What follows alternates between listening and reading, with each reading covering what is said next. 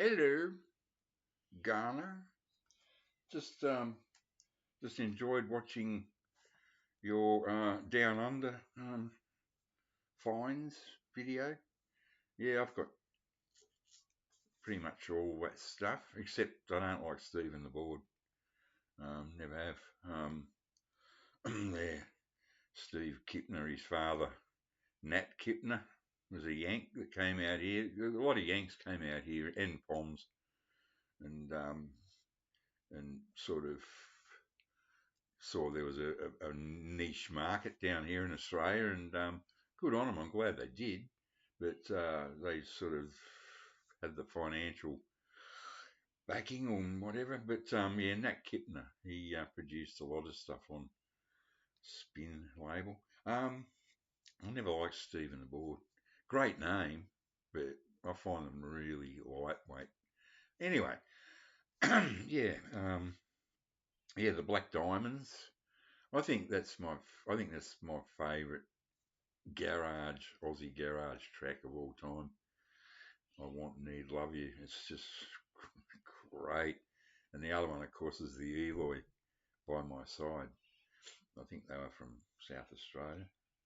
And the Black Diamonds were from just up the road from where I'm living now, from a town called Lithgow, which is in the Blue Mountains, west of Sydney, and a big coal mining town, and ammunition factories and things out there, and pretty gruesome place back in the day, like something out of Victorian England, but it's that's all gone now. The coal's finished and all that. So, but yeah, the Black Diamonds just up the road from Lithgow. Getting off track. Yeah, I did mention in a comment on your video about the throb. Um, the one thing that pisses me off is that Kellogg's cornflakes out here in Australia used to put briefly in the 1966 they put on the back of the packets photos of the pop groups, and I cut out the throb, like on the back of a cornflakes packet, a picture of the throb, and I had it for years, and God knows I don't know what happened to it. Piss off, Push, you little prick. I'm sorry, I gotta let the cat in.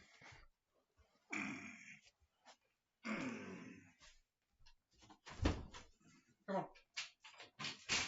Come on. Oh, sorry about that. Oh, where was I? Anyway, yeah, that's Rob.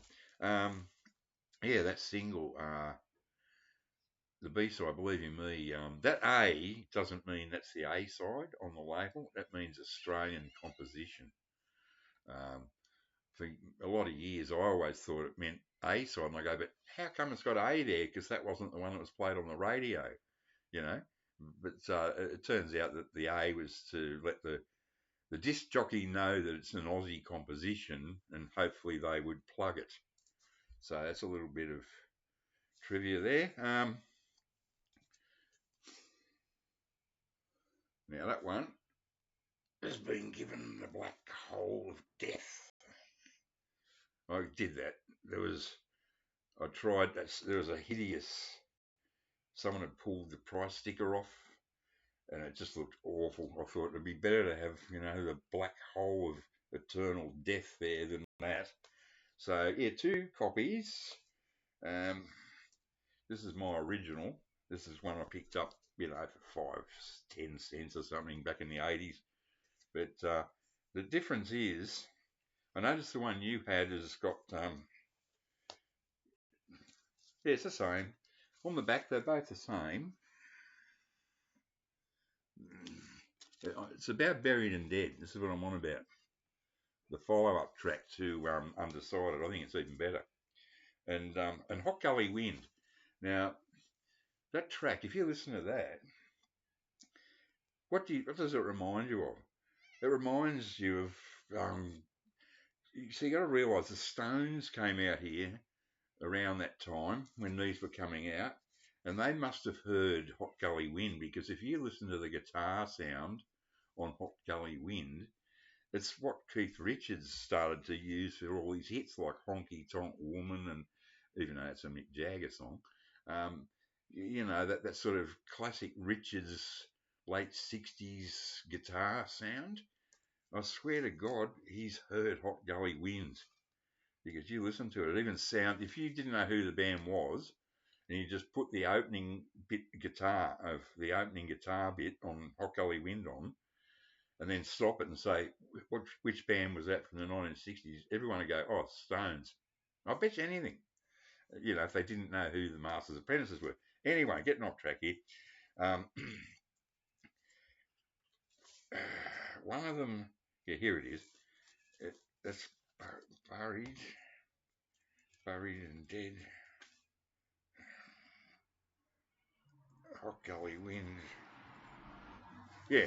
Now, what you got to look for, Garner, it will be on yours too, because on both of these, um, now Astor Records was a huge conglomerate, manufacturers of radios, radiograms, televisions, um, and they only put out records as I don't know, to more or less to just promote their radiograms and television, right? So, and they were really mean and nasty, cheap and nasty. Um, but I love the Astor label. It's they released a lot of overseas acts on this label, and I've always loved this Astor label. But if you look closely on both these, and I'm sure it must be on all of them, instead of buried and dead, someone just couldn't give a shit and have just put in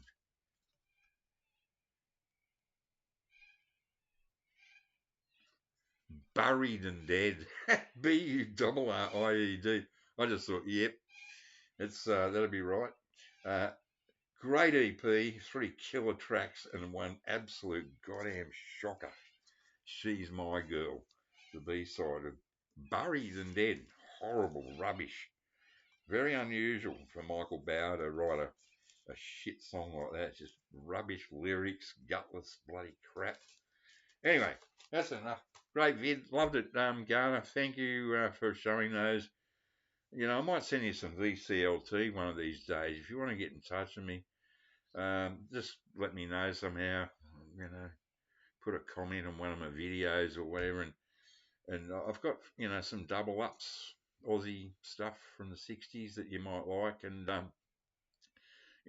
freak beat and not much garage because that's so hard to come by. But I'd be happy to send you a few. So anyway, bye for now.